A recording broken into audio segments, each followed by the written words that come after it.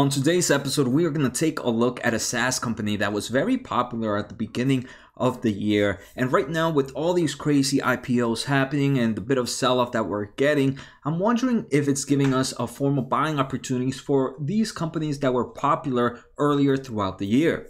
So today's episode, we're going to take a look at DATADOG, and it's going to be broken down into the following. First, I want to take a look at who is DATADOG, what do they provide, and some of their customers. Then I want to take a look at their most recent earnings to try to understand the type of growth this company is seeing. After that, I want to take a look at their financials to understand if things are improving over the long term of things and taking a look at things historically. And finally, I'm going to give my thoughts on the company and where I see it going in the next 5 years, and maybe even, and I'll actually even give up my buy prices for these stocks so you guys can understand when I'm going to be picking up DATADOG, if at all. So like always, if you are new to my channel, if you're a long-term investor, and if you like to learn about growth stocks, make sure to hit that subscribe button. To all my returning viewers, thank you so much for the support. It truly means a lot, and thank you. And if you guys ever want to get in contact with me, YouTube comments, you can find me on Twitter, on Twitch, on my Discord channel, on josenaharo.com. All the information that I provide here is free, but remember, all of this is just my opinions. I am by no means a professional, so none of this should be taken as advice. Make sure to talk to a financial advisor before making any decisions. So let's get started.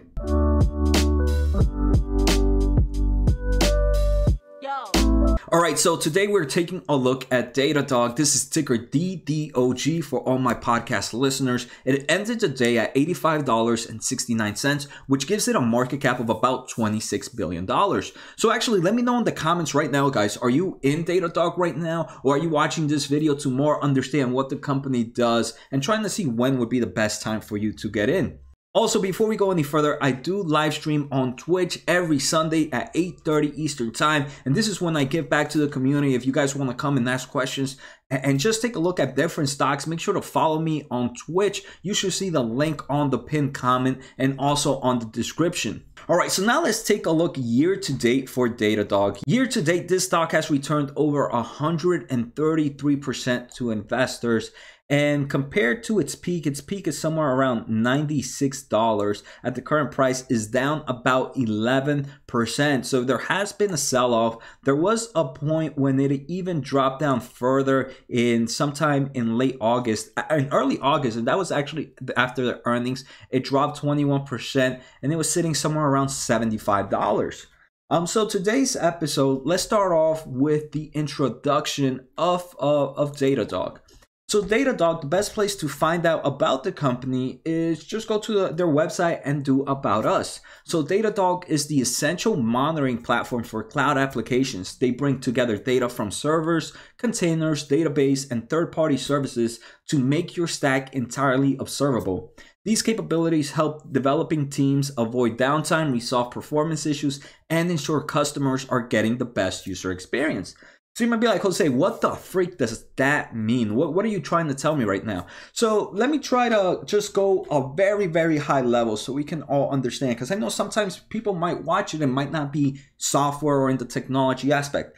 So the easiest way for me to explain it is, so DATADOG kind of helps you with performance issues when you write a code. It starts monitoring your actions inside your code. So when a user clicks an action or tries to do an action, and monitors that time it takes, and it might alert you. It might be like, hey, developing team, when your customers click this action, it's taking a lot longer than when they click this action. It might be due to the way you have written your code. So it helps teams, it helps developing teams resolve those issues and make that performance a lot better. And at the end of the day, it's going to help users. It's going to help the users have a better experience using the application.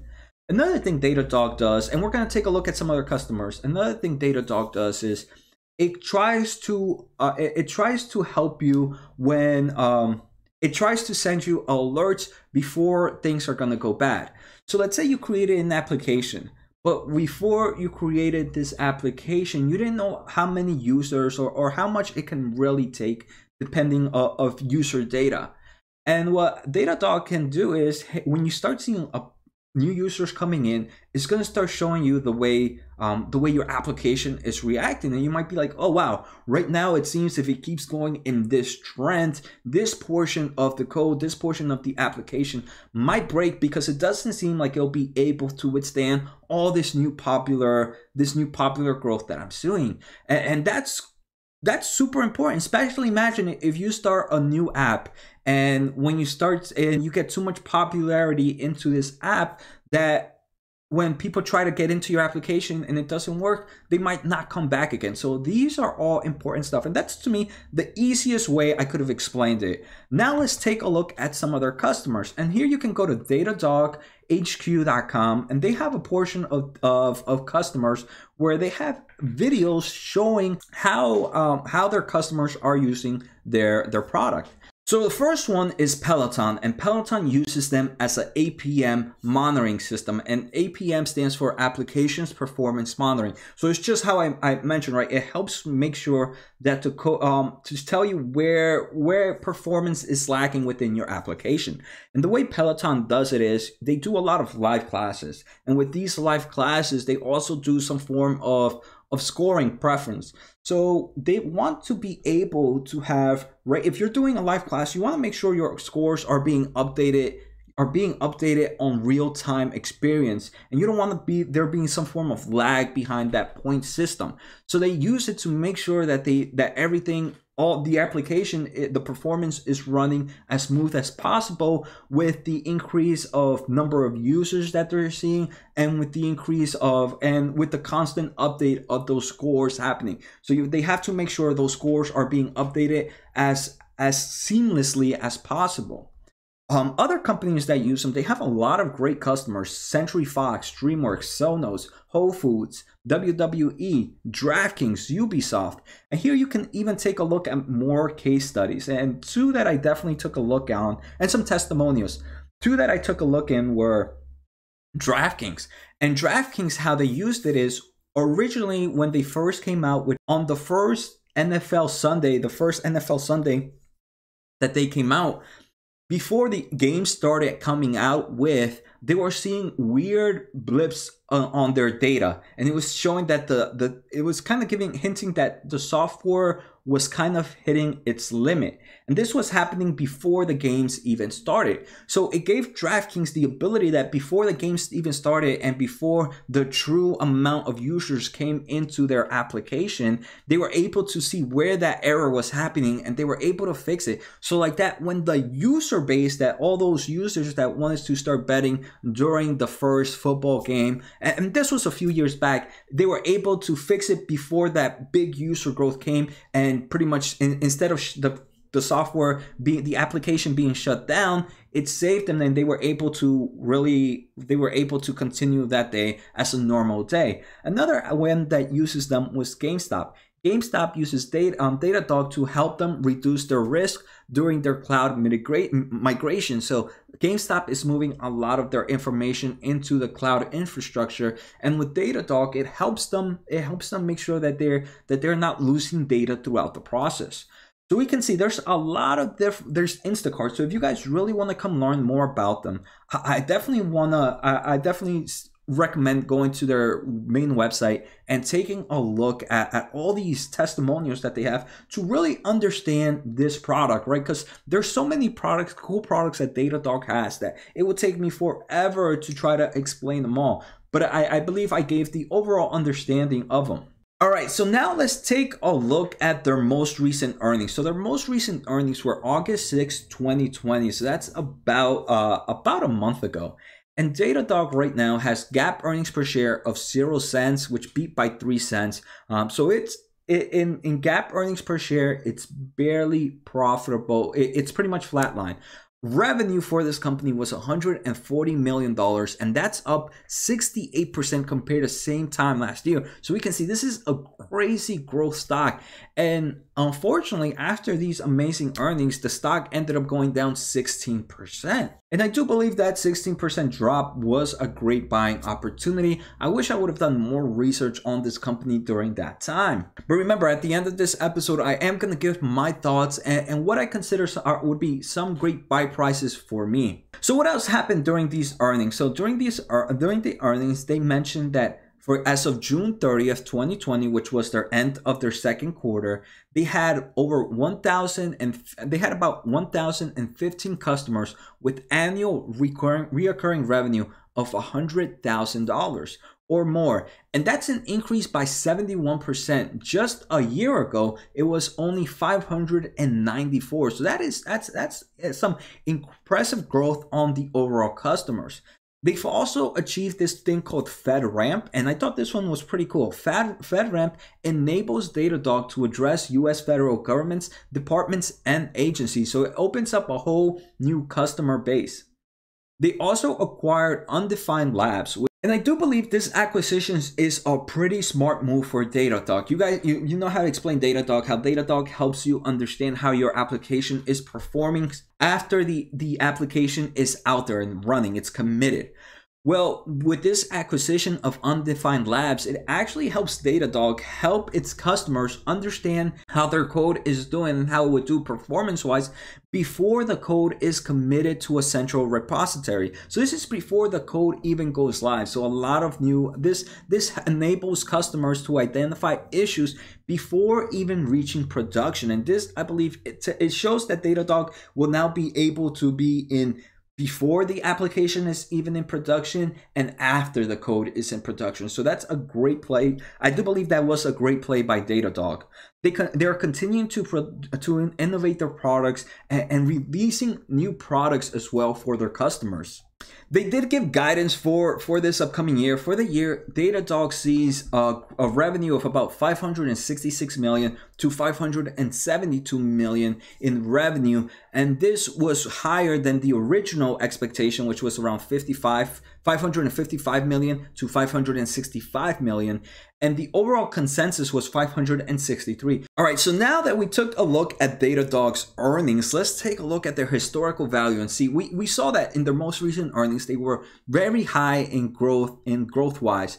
But has this always been the case for DataDOG? So here we're taking a look at the trailing 12 months revenue for this company, and we can see every quarter the trailing 12 months revenue continues to go up. Another thing that we're seeing is an increase as well of cost of revenue, but even that cost of revenue is not growing as fast as that revenue, and we can see that gross profit is increasing every quarter if we take a look at the trailing 12 months. Revenue growth in the recent quarter was 68%. The quarter before that was 87%. The one before that was 84%. And the one before that was 87%. So in the past 4 quarters, it has grown its revenue by over 70, easily over 67%, easily over 70% on average every quarter. That to me is showing that this is a true growth stock, and it doesn't look like it's stopping anytime soon. Now I want to take a look at their margins. So their gross margins in the trailing 12 months seem to be improving over time. This most recent quarter was 78.3, when the quarter before that was 77.2, and the quarter before that was 75.5. So it does seem a small increase. What I'm really happy to see is profit margins are increasing. Profit margins just 2 quarters ago were negative when we take a look at trailing 12 months. So right now, in the trailing 12 months, this quarter, profit margins were 0.7%. So now it has officially been profitable in the past 12 months. And that's a really great news. And we can see there is this improvement. The quarter before that was negative 0.2%. The quarter before that was negative 4.6. The one before that was negative 7.8. So we can see an increase in profit margins. If we take a look at quarterly, it's not the first, but I like to take a look at longer range of data. And that's why I prefer looking at the trailing 12 months revenue. Next, I want to take a look at their balance sheet. So the balance sheet right now doesn't seem that bad. This quarter, it did increase its debt by a big portion. We can see this big jump. A quarter ago, it was about $46 million of non-current debt. This now is sitting at $612 million.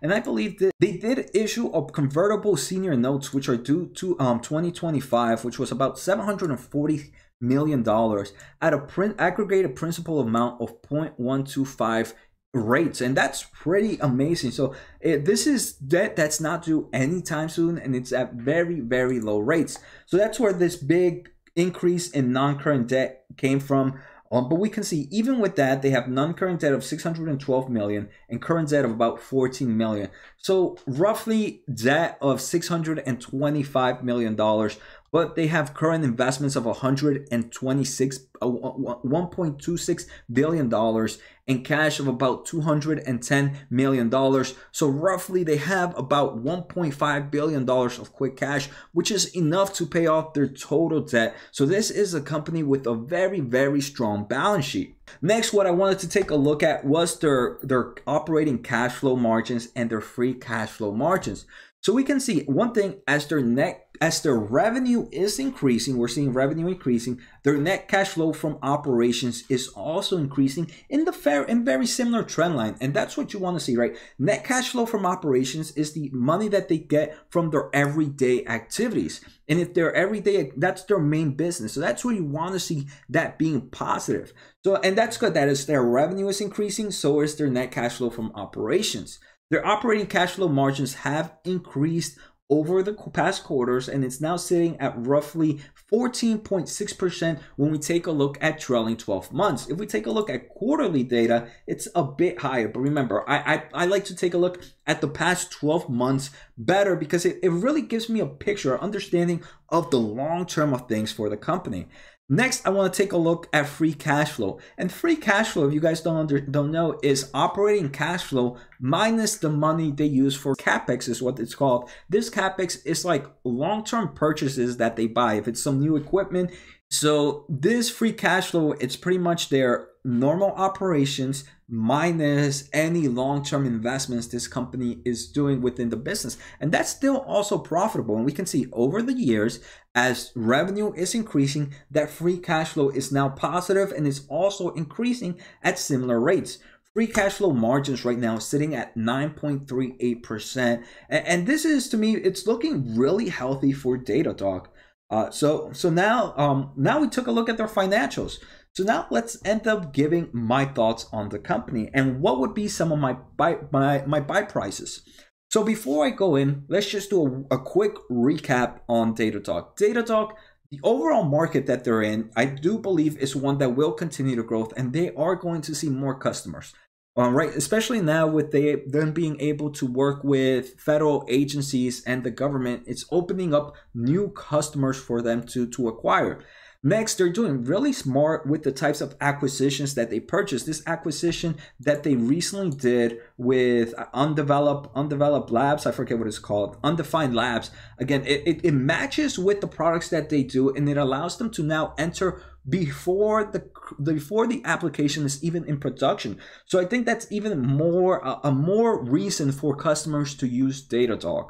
We see that their most recent earnings were really great. They saw that strong growth. And when we take a look at historical values, we're seeing an improvement in profit margins. We're seeing an improvement on gross margins. We're seeing an improvement on revenue growth. This is just growing dramatically quarter over quarter. When we took a look at that balance sheet, it was extremely healthy. And finally, when we're seeing that free cash flow margins and operating cash flow margins, we're seeing that growth again over the long period. I'm taking a look at trailing 12 months growth, and we're seeing these lines continue to go up. So let me know right now, how are you guys liking DATADOG as it is? Financially and business wise, I do believe this is a great company for me.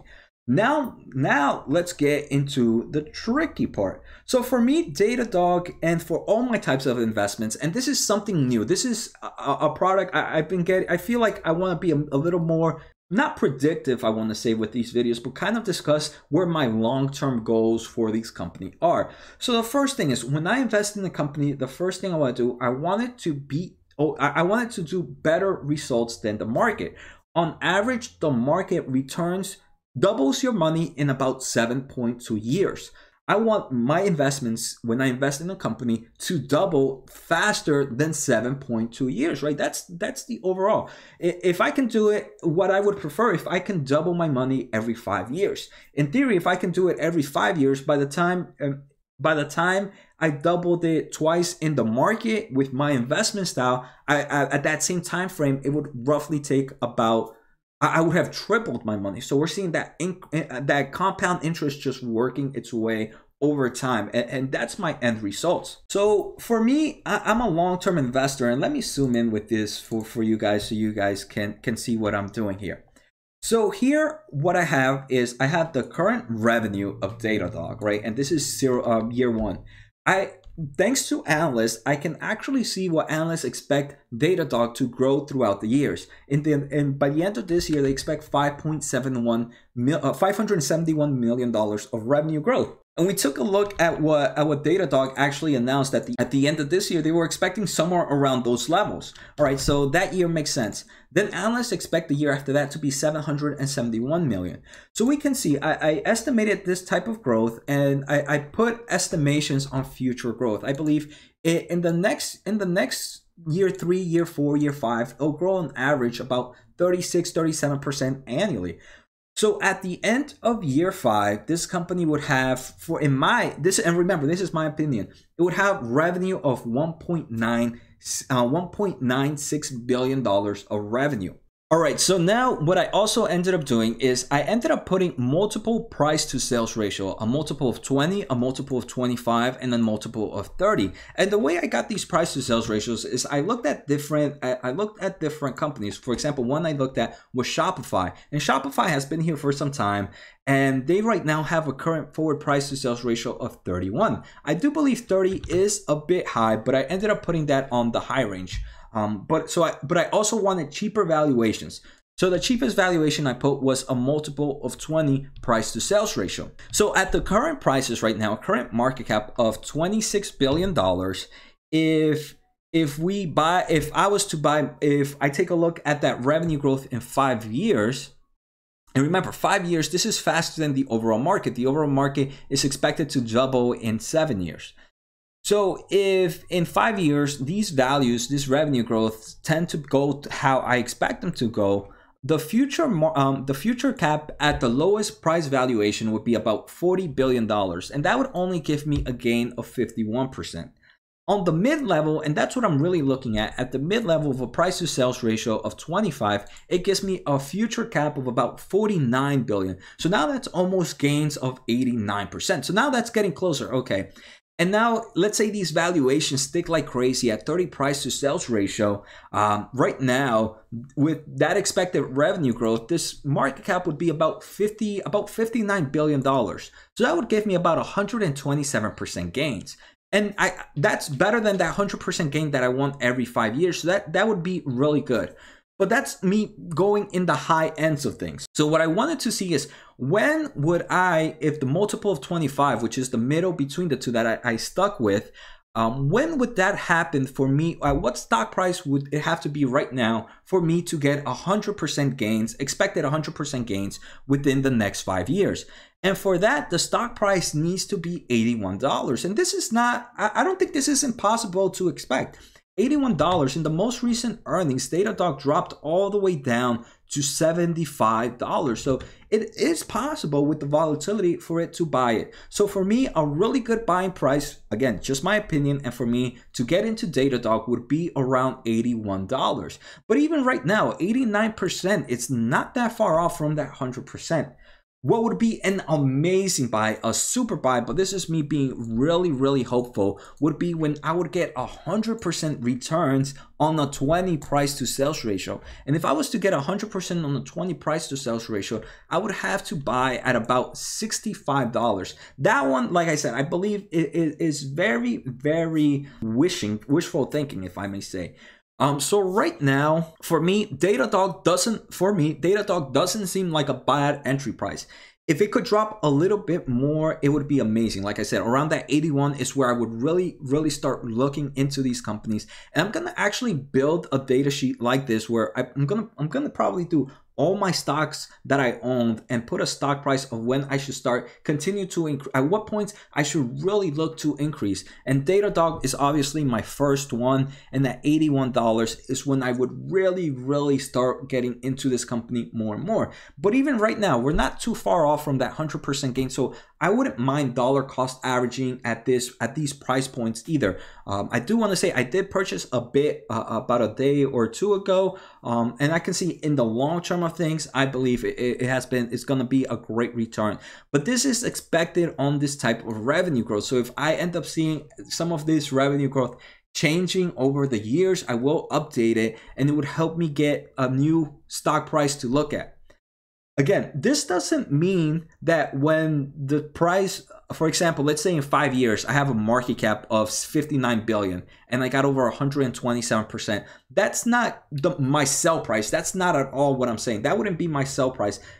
I would then relook at this. I would redo a chart like this and try to look at the upcoming years. And if the upcoming years, if it's still expecting for me to beat the market, then I would hold my position, right? These aren't sell price points. It's more what for me would be the best buying points of this stock. So I hope you guys enjoyed today's episode, and let me know if you guys really like how I ended this episode with giving some form of buy price on the company. Again, remember, these are all my opinions and none of it should be taken as advice, but I think it's always good for me to go in with a plan and to understand why I'm investing in a company and try to understand that valuation growth over time. So let me know, like I said, let me know in the comments if you like this small portion of it that I ended up adding. I find it very useful, so I think I am going to add it onto the remaining episodes. So take care, guys. Have a good night and see you next time.